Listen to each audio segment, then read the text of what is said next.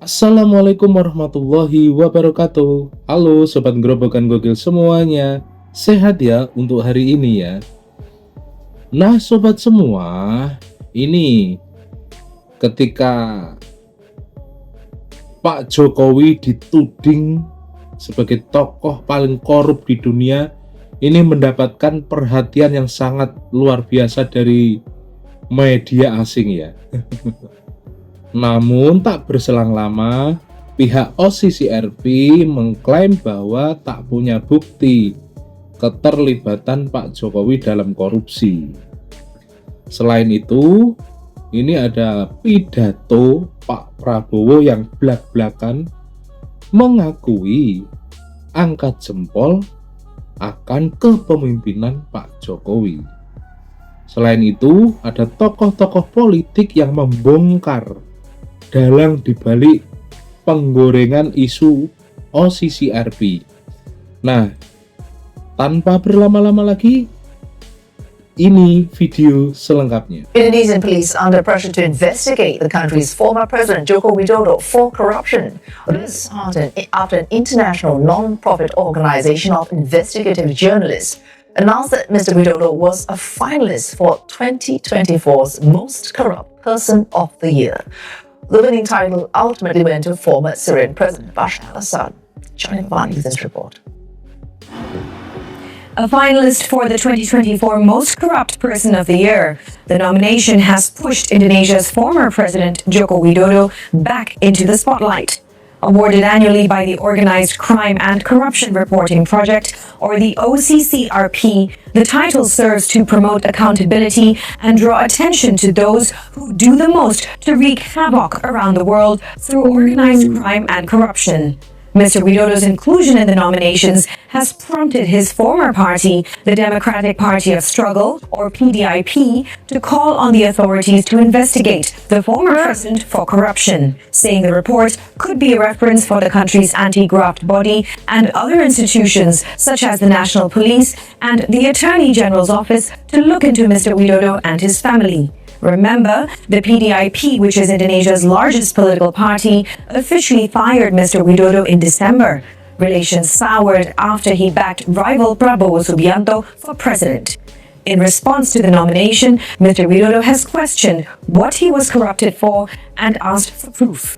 An anti-graft agency spokesperson, meanwhile, has said that any evidence should be brought to the anti-graft body and other agencies, and that all Indonesians are equal in the eyes of the law. OCCRP menjadi sorotan setelah menominasikan nama Presiden ke-7 RI Joko Widodo ke daftar tokoh terkorup dunia.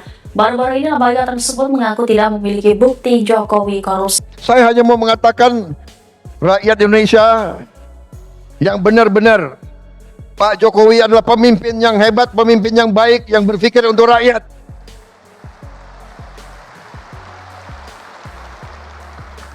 Dari hari pertama saya ikut kabinet, saya lihat pikiran beliau, kerja beliau luar biasa Pak. Saya nggak tahu saya bisa ikuti jejak Bapak Pak. 7 kali rapat sehari, bagaimana itu Pak? Apalagi kita ini kalau diajak, ini menteri-menteri jujur ya, pada begini kan kalau diajak beliau, Pak, pada ngeri Pak, diajak Bapak keliling Pak itu. Waduh ini nggak bisa tidur katanya. Di pesawat itu 5 jam terbang, 5 jam diskusi. Jadi pada itu alasan Pak, kalau Bapak ajak, mereka itu alasan. Bapak Presiden kami jemput di Merauke. Dia mau terbang duluan, nggak berani terbang sama Pak Jokowi. Akal kalian, aku sudah tahu ini. Kalau diajak Pak Jokowi, kami mendahului Pak. Kami akan jemput Bapak. Bukan jemput Bapak, dia takut diajak itu. Saya merasa terima kasih. Walaupun kita pernah berbeda, tapi saya yakin di dalam hati beliau merah putih. Beliau Pancasila, beliau cinta Indonesia, beliau berjuang.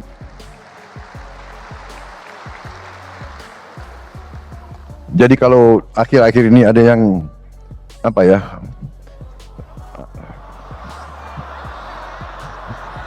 Omon-omon nggak enak lagi, kita nggak. Udah nggak boleh. Sekarang nggak boleh, tidak boleh nyindir-nyindir lagi. Jangan, nggak boleh. Saudara-saudara, tradisi kita lain, demokrasi kita menurut saya, dan ini saya akan ajak tokoh-tokoh semua, demokrasi kita berani bahwa kita bersaing boleh, tapi pada saat kepentingan nasional kita tidak boleh ikut pola-pola orang lain. Mereka itu kalau oposisinya sampai nggak tahu lah, sampai mengarah ke bermusuhan. Kita tidak boleh, kita tidak mau, dan kita insya Allah tidak akan.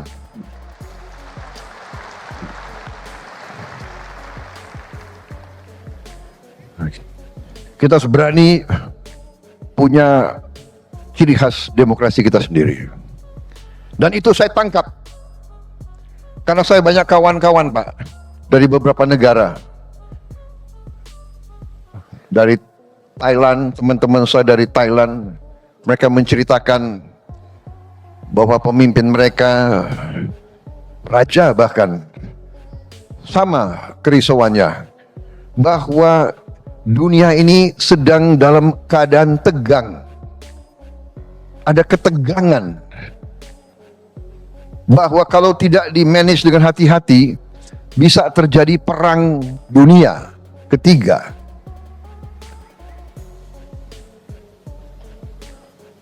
Perang di tempat yang jauh berpengaruh kepada kita semua.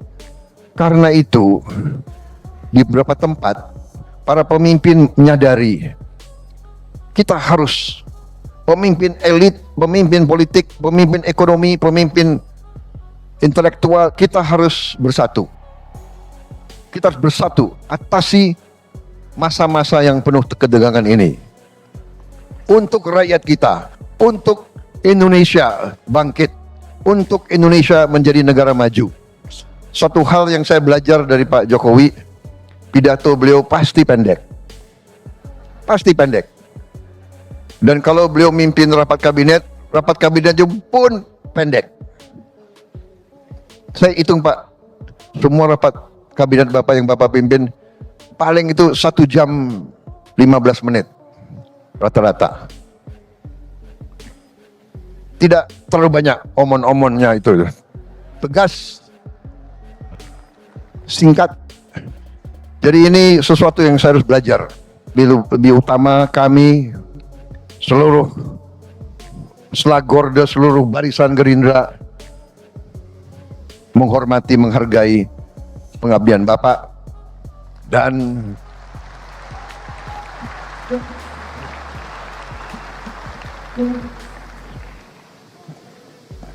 kenapa saya bersatu dengan Pak Jokowi? Karena saya percaya beliau hatinya merah putih, jiwanya untuk rakyat Indonesia. Berkali-kali beliau pesan kepada saya, Indonesia tidak bisa maju, rakyat tidak bisa sejahtera kalau kita tidak lakukan hilirisasi. Karena itu pikiran beliau adalah bagaimana rakyat sejahtera, bagaimana rakyat maju, bagaimana Indonesia bangkit. Dan karena itu kami akan lanjutkan semua program Bapak. Yang kurang akan kita perbaiki. Dengan semua kekuatan, insya Allah kita bisa berbuat yang terbaik untuk bangsa Indonesia. Terima kasih pengabdian Bapak sekian tahun. Jangan ragu-ragu, Pak. Kalau Pak Jokowi dicubit, yang rasakan seluruh partai Gerakan Indonesia Raya. Kita adalah petarung, kita adalah pendekar, kita ingin baik, tapi jangan salah hitung. Gerindra akan membela kebenaran, membela keadilan, membela kejujuran. Terima kasih. Pertama, kita apresiasi ya klarifikasi dari OCCRP ya. Kalimat pertama dari rilis mereka itu adalah kami tidak punya bukti bahwa Jokowi melakukan tindakan korupsi. Ya. Itu adalah satu pernyataan yang clear dan itu harusnya disadari oleh masyarakat atau orang yang sudah salah membaca situasi atau orang-orang yang memang ingin memanfaatkan situasi ini untuk kepentingan politik. Ya. Karena itu saya melihat, setuju dengan Bang Ade, ini kombinasi dua hal Bang Ade. Membaca, mempelajari sesuatu itu memang sesuatu yang biasanya malas dilakukan oleh orang. Ya. Apalagi kalau hatinya sudah diisi benci, diisi kebencian. Ya. Saya rasa ini memang residu dari hasil Pilpres kemarin yang mungkin membuat kelompok-kelompok politik kecewa karena merasa bahwa kandidat mereka tidak didukung oleh Jokowi dan akhirnya kalah, dan kemudian memobilisir suara-suara atau kelompok memobilisir para pendukungnya untuk ikut polling, sehingga itulah yang saya sebut sebagai barisan sakit hati. Karena kita tahu di era media sosial seperti sekarang, dorongan untuk orang berpartisipasi aktif di dalam polling seperti ini, kalau biasanya ada tuntutan, entah itu dia marah, kecewa, atau dia betul-betul mencintai. Jadi biasanya. Nah, ini agak aneh juga kalau kita lihat, kalau misalnya diklaim bahwa itu adalah suara representasi suara masyarakat Indonesia, publik Indonesia. Karena pada kenyataannya Pak Jokowi itu approval ratingnya masih di atas 75%.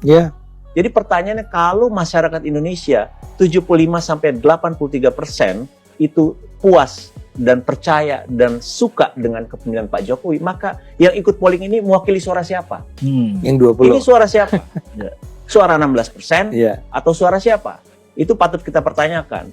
Kemudian hal lain yang memang harus kita perhatikan juga adalah bahwa ini ada kelemahan metodologi, dan itu diakui oleh OCCRP bahwa mereka mengakui di dalam rilis terbaru, poin kedua, bahwa kami menyadari bahwa nominasi atau penghargaan ini sering disalahgunakan untuk kepentingan politik, dan itu tepat yang terjadi saat ini.